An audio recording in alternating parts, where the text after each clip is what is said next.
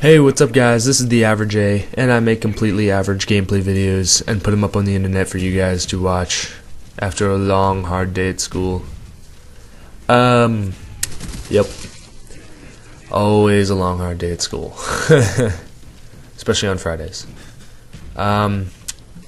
So today I'm going to talk to you guys about a few things, most about just what I think of the gameplay so far in this game.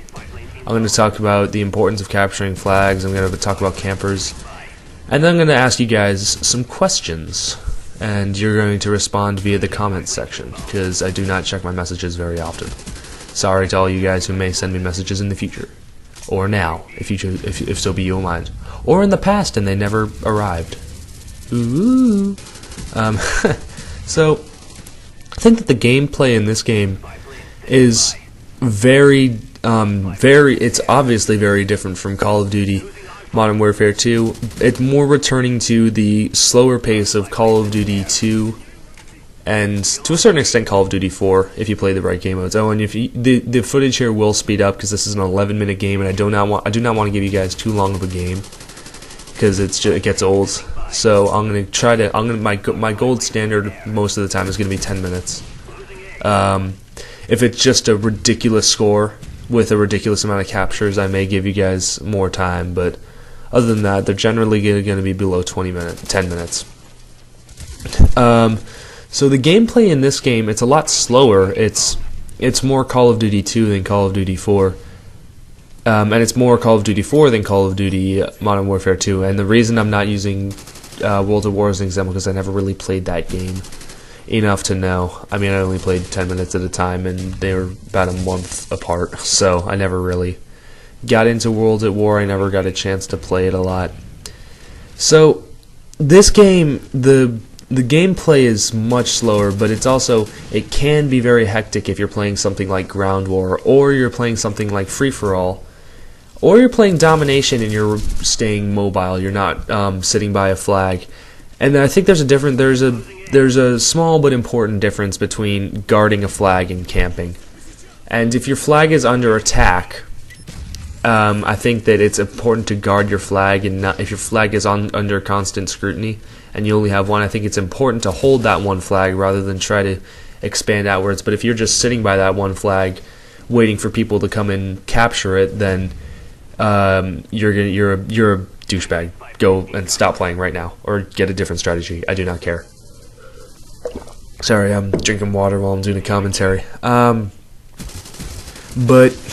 you need to be mobile, and that brings me to my next point, which is the importance of capturing flags. Like my whole thing is, if you're gonna play the game for kills, go to team deathmatch, mercenary team deathmatch, free for all. I do not care. But if you're gonna play the objective game modes, because there's more an opportunity for kills because people aren't focusing solely on kills, then you, my friend, are lost, because if you focus primarily on kills in these game modes, your win-loss will take a huge toll.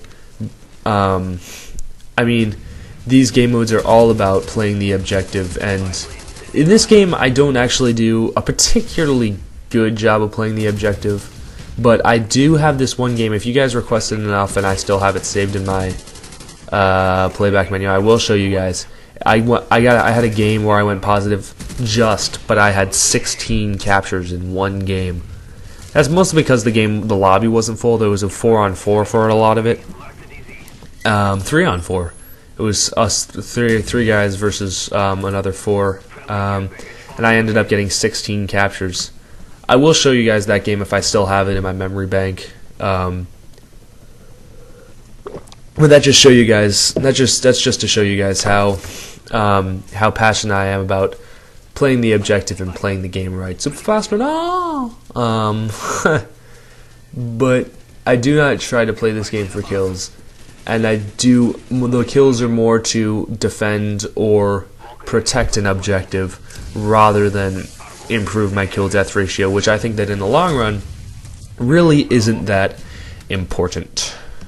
Alright, so all you little people who are focused on getting a 6 KD and do not play the objective but play Domination, on all you mini grizzes doing 360s off the roof, you're ruining the game for us Domination players who want to capture the flag. So if you're going to go after flags, then leave.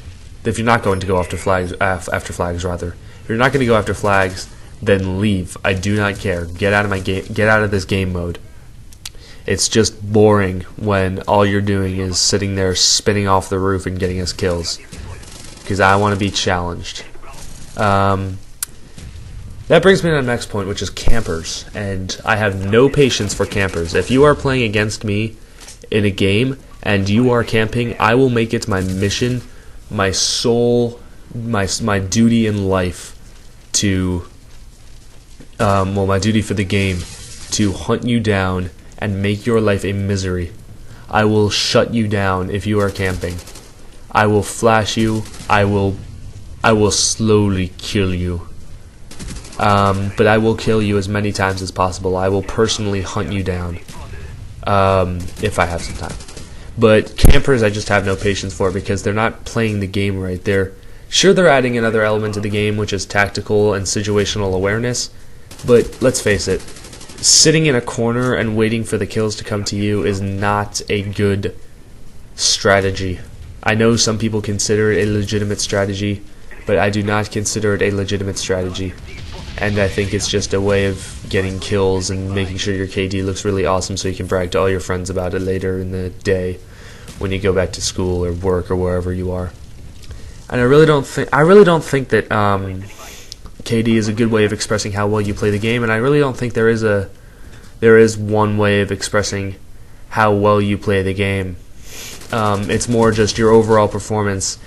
There's no real way to express how you play the game unless you actually play with somebody and then say, this is how I play, this is my style, this is what I do, rather than try to describe it, because most of the time what I find is when you try to describe how you play the game, you end up, for the most part, relaying the wrong message. Like I said, I told my friends that I play the objective, and they think that I'm just hiding a terrible KD, which I'm not. It's not bad. I'm positive. I'm about 1.4 right now.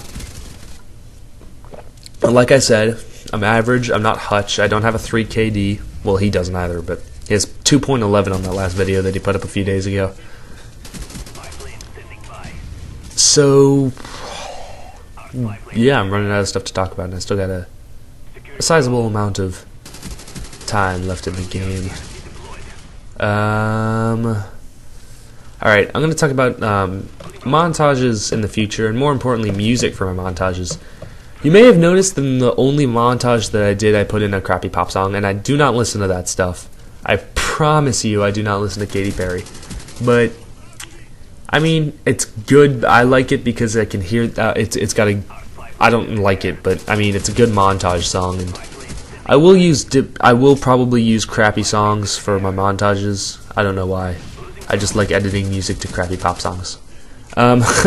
So give me a song. I'm probably gonna do the next one to a Kesha song, probably that new one that just came out, Cannibal, that LP. The screen goes dark, sorry, I was doing it on theater mode and the screen went dark. So, I'm probably going to do one Kesha song if I ever do a montage next. I'm probably going to start collecting footage for the montage after winter break, because winter break is my leisure time. I get to enjoy myself, and I go away, and I don't have my 360 where I go. I have my relic of a console. I have my PS2, and I won't have my recording equipment because there's no computer where I go. So yeah, tell you what, I'm gonna leave you guys with the rest of the gameplay, which isn't much, and then there's gonna be a short stats thing right there at the end, and you guys are gonna click the subscribe button. Okay?